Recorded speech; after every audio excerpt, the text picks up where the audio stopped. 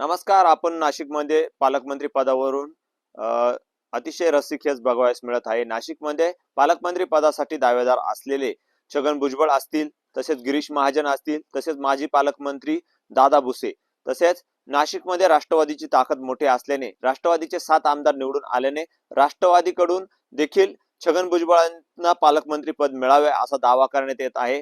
तसेच शिवसेनेच्या अनेक कार्यकर्त्यांकडून नेत्यांकडून दादा भुसे जे माजी पालकमंत्री राहिलेले आहेत त्यांची मागणी करण्यात येत आहे.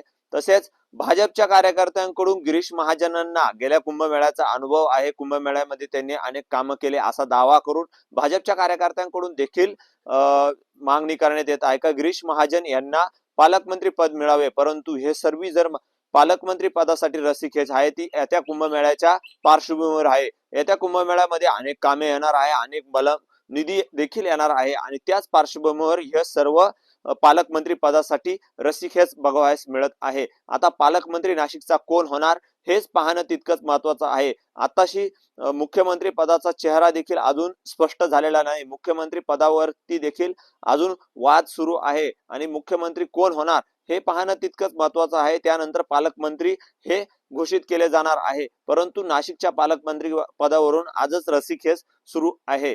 अमोल जाधव, नवराष्ट्र, नाशिक.